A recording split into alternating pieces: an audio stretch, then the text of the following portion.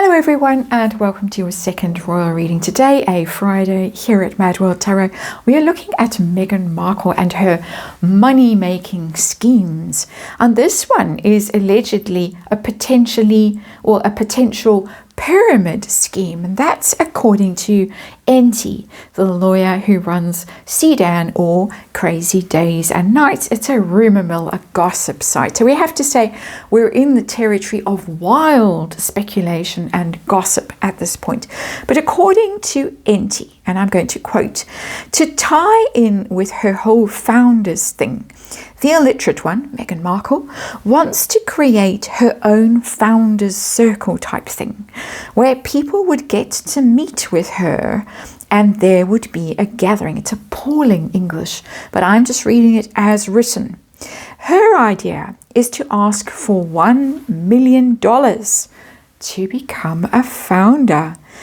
That sounds like the beginning of something MLM-like. Would people be willing to pay the $1 million? She wants to see. So we're going to have a quick look with the Apprentice Tarot. We're going to have a quick look at Meghan's current financial situation, which I speculate is increasingly precarious. We're going to ask if she's really planning on setting up some kind of membership thing where you possibly have tiers of membership. You can attend gatherings, mentoring events, that kind of a thing. We're going to ask about that. We're going to ask if there really are people out there in the world with $1 million free to spend on Meghan Markle and her Founders Circle, and how this whole scheme, this alleged scheme, we're going to throw in allegedly all over this reading, how the alleged scheme might go, what's going to happen to it. Someone pointed out on one of the chat platforms that there already is such a thing. I don't know how to say it, W-I-E Suite, W-Y Suite. That's for women leaders and innovators. You pay, you get membership, you get mentoring, you can attend events and blah, blah, blah. And interesting, one of the early adopters or participants or even founders, I don't know, I'm not sure, I'm speculating, was Ghislaine Maxwell. So, but as I say, such a thing already exists, as was pointed out. I went and looked. Yes, such a thing does indeed exist. I don't think you have to pay $1 million to join, though. I think it's significantly less, but you might have to have access to that kind of money in order to join. So we're going to have a look at this little story, and we are going to remind you that this is just a tarot for fun and entertainment. So in my opinion or speculation, I just read energy, and disclaimer in the box below. Hierophant. The Hierophant is about structure and hierarchy, and in this context I'm getting this kind of multi-level marketing kind of a scheme, MLM scheme, as Enty speculated this might become, because the hierarchy, as I say, is about a ladder. It's sometimes depicted in tarot as a ladder going up and down, and so tiers, levels, tranches, whatever you want to call it, pyramids even. Interesting. Nothing to do with the royal family in this context. I mostly say, oh, this is royal family card, not in this in group identification. And it says established religion. It is about religion. This thing, this kind of concept has the potential, in my opinion, to become a kind of cult. And that is my opinion. I'm not suggesting for 1 second that Meghan Markle is trying to start a cult. But it has that kind of energy about it for me as an energy reader. So that's the underlying energy. What are we dealing with today? Ooh, we're dealing with a High Priestess in reverse. Did I say the word C-U-L-T?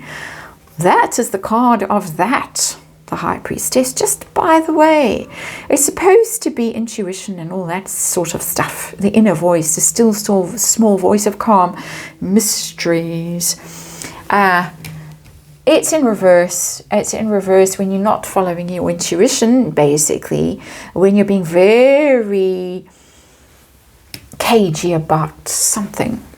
Sometimes so cagey that secrets, well, they actually just spill out when the High Priestess is in reverse. You can't cover your tracks when that card is in reverse, which is how the story might have appeared on this Crazy Days and Nights website. Interestingly, kind of leaking vibe there with the High Priestess in reverse. Silence and secrets and mysteries, basically. But some level of exposure there, or some level, if not of exposure, of very, very, I'm going to use the word sinister. There's just something off about this. I've got that hit, that energetic hit twice now. So let's look at Megan's finances. How are they doing right now? And we got the Queen of Swords, and it's in reverse. This is the strategic card when it's upright. You're clever, you're strategic, you are independent, you are unswayed by emotions when you're in Queen of Swords energy, but you're sharp, you're articulate, you're intelligent, you plan for the future when you're in Queen of Swords energy and it's upright. In reverse, it tells me that she might have made some stupid decisions. It's not telling me she's broke, but it is telling me she might think she's cleverer than she is. We've always heard how whip smart she is and how she was going to modernize the royal family and transform them, and she came in with all these brilliant suggestions, but actually they were quite dumb ones and tacky and trashy. Refer to the previous reading, please. Queen of Swords in reverse is all of those things. Actually not being so astute, not being so sharp, not really future-proofing herself even. Queen of Swords in reverse, and being quite defensive and quite angry about it, and ready to bite someone's head off if they dare to come along, like business manager, banker, someone like that, and say, you're burning through your money and you need to have a plan. I can imagine with that some sort of quite cutting response, and even firing someone kind of a response. So I'm not getting broke, but I'm getting not listening to good advice and following her own potentially quite foolish insights, my opinion. Okay, so is she really planning some kind of membership scheme or founders circle where people would have to pay hefty sums either to qualify or to join or whatever? Let's test the energy of that. I've got the usual energy for this kind of scheme when Meghan Markle is potentially attached to it. Two of Wands, but in reverse. Two of Wands is a nice card if you're planning a joint venture or some sort of business thing, because it is having a plan, having a goal, getting ready. In reverse, not being prepared, not ready to go. Hasty action, no plan, unclear goal. Sound familiar? I think we've seen it with Love Megan, as ever, / American Riviera Orchard, the podcast, the previous podcast, and now this podcast, can't even think what it's called. Oh, the Flounders one, of course. Hasn't thought this through, hasn't planned it, but she possibly has this idea, and it's one of those impulsive things that she probably saw somewhere online and thought, oh, I can do that too.